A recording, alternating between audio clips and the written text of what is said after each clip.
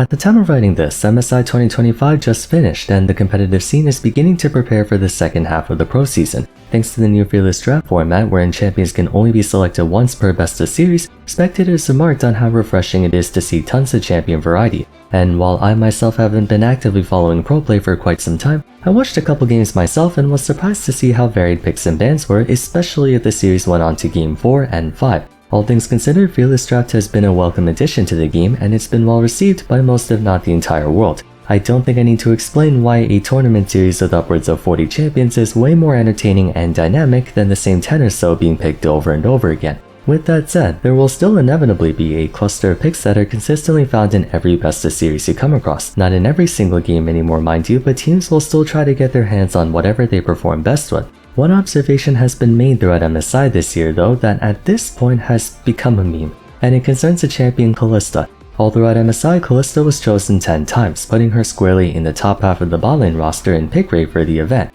But you may have noticed something interesting about her. Her win rate, more specifically lack thereof. Kalista played in 10 different series and failed to win a single game. On top of that, she also had easily the worst stats of any bot laner in CS, gold, and experience differential by 15 minutes. Despite that, she still contained an 84.2% presence by series across MSI if we account for picks and bans, making her a very high priority champion. That brings me to our video for today. What's the deal with pro play hyperfixating on Kalista and by extension other champions like Renekton, Renata, Corki, Cassante and such, despite them constantly underperforming statistically? Let's talk about it. Before we get into the video though, I want to give a shout out to our sponsor for today. Supervive has officially released a few days ago for global play. As you guys know, they went through an early access back in late 2024, but now the game's officially out for version 1.0. You can download it for free on Steam right now. For those unaware, Supervive was made by Riot, Bungie, and Activision/Blizzard developers, with the studio being led by the ex-head of League of Legends and TFT. It's an action battle royale game with a focus on theory crafting builds and relics to take into each and every match. What you essentially do is you have an armory of relics you can access at the start of a game, and then throughout that game, as you take out other players, you can get their relics too.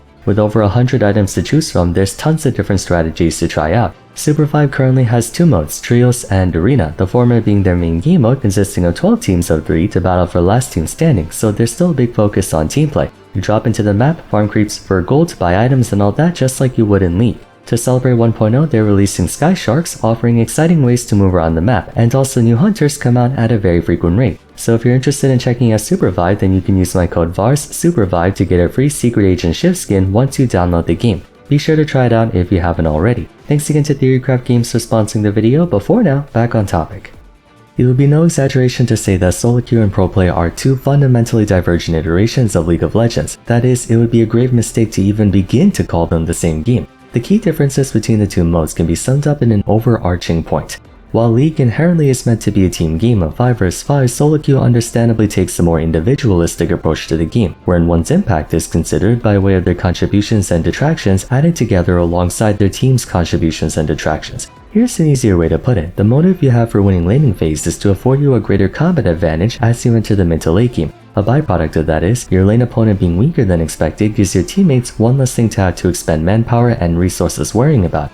In pro play, it's the inverse. From the moment both teams hit Summoner's Rift, every decision they make, every movement, every action, every inaction is for the benefit of the team as a collective. That's why solo kills on pro play, for example, are significantly rarer. The team moves as a unit, not one person doing their own thing, which might happen to inadvertently benefit their team later down the road. Champion picks and bans are less influenced by attempting to establish 5 individual leads over the enemy team and more about gaining one collective lead. Therefore, the thought process behind selecting a particular champion drastically alters compared to why you would pick that same champion in solo queue. For example, in solo queue, you would pick a champion like Katarina because she's one of the best champions at playing towards the individualistic approach of gaining a singular lead so massive that by proxy, it ends up being a team benefit since you're making it easier for your team to wipe out the enemy team. In pro play, however, Katarina is almost never picked, not because it's easier to shut her down, but also that she doesn't really play for a team, she plays for herself. How does all this relate to our subject matter for today? It's because in pro play, the primary and keystone objective is not about winning the game directly, rather establishing a situation that makes it impossible for the opponent to win. It's almost like chess, where even though taking out enemy pieces is how you win the game, the main objective isn't to directly try to attack the opposing king, but put the opposing king in a position that prevents them from doing anything to mount a response. It's not about attacking, but about controlling. League is very similar to chess in many ways, key of which being the way pro players navigate a match compared to solo queue. That's why there's such a huge incentive behind picking champs like Kalista, Renekton, Azir, and so on.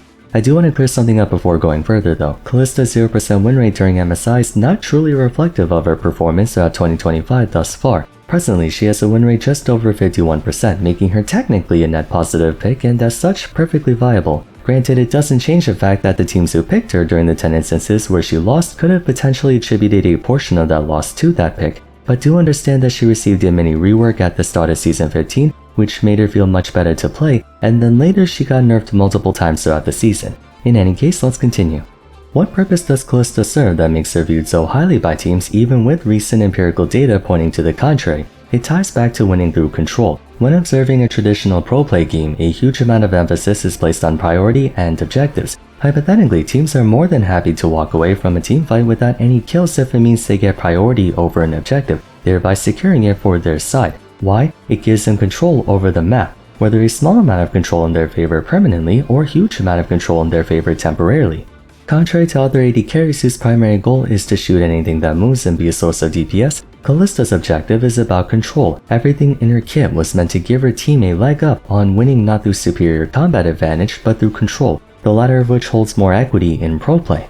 More than stacking a billion spears on Elder Dragon or Baron to secure it, teams employ Kalista because she's a very responsive ADC. Martial Poise, despite its inherent shortcomings, is an extremely effective passive when it comes to adapting to the ebb and flow of battle. Kalista can use it to sidestep enemy attacks, kite away pursuers, chase after fleeing opponents, push waves, and dodge enemy attempts to trade at the same time, all aspects conducive to maintaining control. Secondarily, Kalista's other abilities play into control as well. Sentinel, offering an autonomous entity to patrol an area for any potential threats, gives her team information on where the enemy team might be, since even if the Sentinel doesn't directly see them, killing the Sentinel will still alert Kalista's team that someone is in the area given they lost contact with it. Then you have Fate's Call, which can drag her Oathsworn towards her before having them launch out either to attack or retreat. While Martial Poise and Rend establish physical control and Sentinel takes on positional control, Fate's Call is all about mental control. The enemy team will be hesitant to commit to Kalista's support or whoever she's Oathsworn to, since at the drop of a hat, Kalista can pull a Tahm Kench and get her teammate out of harm's way no matter how much crowd control and whatnot they're struck with. This also gives her support the freedom to compensate for a poor engage by going in, then Kalista can potentially pull them out, or she can pull them in closer to a fight as well. In essence, the enemy team has to think twice about engaging on Kalista's ally because at any time, she can pull them away, and they also have to think twice about engaging on Kalista herself because she can call her support to her person quickly. It's basically an engage deterrent. Kalista can employ all of these aspects to give her team a huge advantage in securing control of the map, whereas more traditional marksmen may not be so effective in that. This principle extends to other marksmen like Vars, Azrael, Jhin, Misfortune and stuff. These guys are far from being the highest DPS marksmen in the game, but what they offer is the ability to control the map by way of a strong neutral game, powerful zoning and teamfight abilities, or all of the above. The reason control takes precedence in pro play over anything else is because it's the most surefire way to win a game. I would pay good folding money to see a game where one team had Dragon Soul, Elder Dragon buff, Otacon, Feats of Strength, Baron buff, triple inhibs down and Void Grubs, and lost. Objectives, now more than ever, provide a team such an overwhelming combat, macro, and situational advantage that so long as you're not literally running it down in 10 feeding, you cannot lose no matter what. I don't care if the enemy team's full of late game hyperscalers and your team's a mismatch of early game champs that fall off. With all of those objectives, you have to try to lose. On the other hand, engaging in teamfights carries tremendous risk. Time after time throughout history, we've seen the losing team down 10k gold pull an incredible engage on the enemy team and turn the whole match around. Even if you're in the lean with items and whatnot, your team faces a considerable risk whenever engaging in a head-on confrontation. With objectives though, you have a far more consistent and secure way of winning the game, checkmating the enemy team. I forget exactly when, but I remember there was a game with not a single kill on either side. The winning team took out the enemy nexus with 0 kills by simply checkmating the opponent. Champions with abilities and properties that excel at control are therefore seen as desirable picks to pro teams even if their win rate says otherwise. Another good example of that would be Renekton. More often than not throughout a pro season, Renekton usually has a negative win rate. In 2025 so far, he has 47.9%, 2024 49.1%, 2023 48.7%, so on and so forth. They're not egregiously low of course, but I don't think anyone would feel too great about going into, say, a casino and being told they have a 48% chance to win. In spite of that, why are pro players so addicted to picking Renekton? In solo queue, Renekton's a highly sought after champion owing to how quickly he can snowball out of control from even a small lead and how easily he can get a small lead on his own. That and the satisfaction of giving Riven mains a taste of their own medicine. I swear, you can almost bet your house it's a Riven main on the enemy team if they ban Renekton. It's kind of hilarious. Anyway, Renekton's picked in solo queue because he can easily tear through the enemy top laner and snowball the early game. However, Renekton's picked in pro play for the complete opposite reason, how hard it is to snowball against him. The goal of top lane, both in solo queue and pro play, is to soak up pressure for your team as best you can. Top laners usually average the most deaths out of any role in pro play as well, since they usually tend to be the first to die, sometimes being the only frontline for the team. Specifically due to that, whichever top laner can absorb even a little more pressure than their opponent pays off in dividends throughout the course of a game. One more ability you can face tank means one less ability your team has to worry about. Pro play is a game of inches and centimeters. Every tiny lead you can get over your opponent adds up in the long run. Likewise, by that logic, every lead the enemy team doesn't get is also a big deal. Therein lies the function of Renekton. Renekton's one of the best anti-snowball top laners in pro play. Renekton's purpose in pro matches isn't to win lane, but to stop his opponent from winning lane. It may seem counterintuitive for a champion who falls off late game to go even in lane, but remember, it's all about minimizing risk. It's difficult for a team to achieve consistent results if top lane is a coin flip. In light of that, they would much rather top lane be a neutral variable so that they can better focus on parts of the game that offer a more assured through line to victory. Renekton's one of those champions where even in losing matchups like Olawi, Teemo, Gangplank, Pantheon, Kennen, Quinn and such, he still has the means to keep up in the early game to some degree. Don't get me wrong, you have to abandon all expectations of acquiring a lead or attempting a solo kill, but if push comes to shove, you can farm and withstand enough pressure to survive. That holds true in pro play as well. The most popular top laners at the moment are Rumble, Sion, Cassante, Ambessa, Aatrox, Jax, Gwen, Jace, and Ornn, give or take. None of which are exactly easy for Renekton to take down. The inverse, however, is true as well. None of those champions can easily shut down Renekton either. They might have a small lead, but not such to where they auto-win lane. This affords Renekton and his team a measure of stability, allowing them to respond to any fights or objectives that might happen in top lane. Even if Renekton loses 1v1 to those champs, he can still apply a great deal of pressure through his AoE damage and point-and-click stun.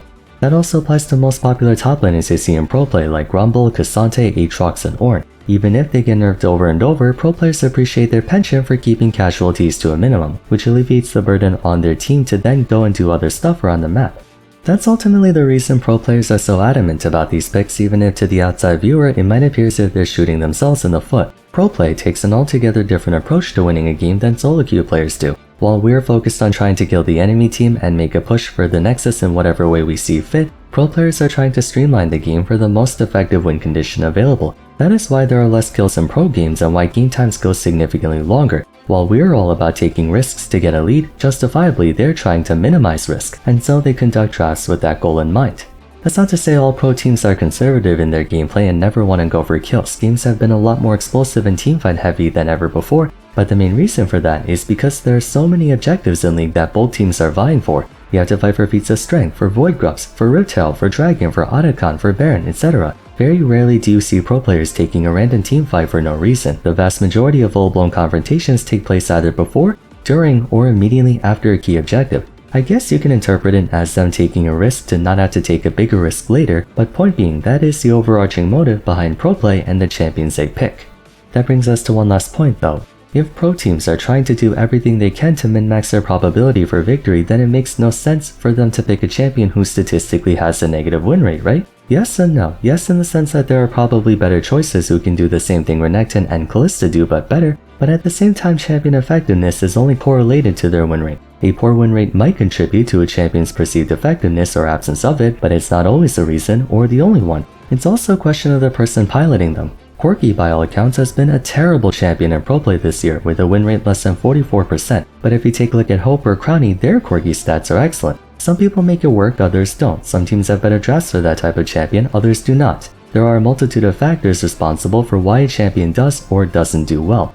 That being said, I feel like there's still a bit of obstinance at play here, especially in the case of Kalista and MSI. I feel like teams are so used to playing champions like her towards a standard win condition that they fail to account for whether her strengths outweigh her drawbacks after all the nerfs she got. Regardless, that's my theory on why pro play keeps picking these champions for better or worse.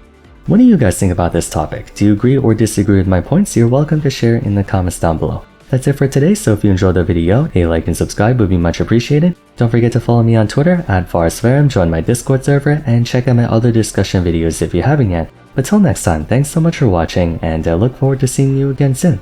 Take care.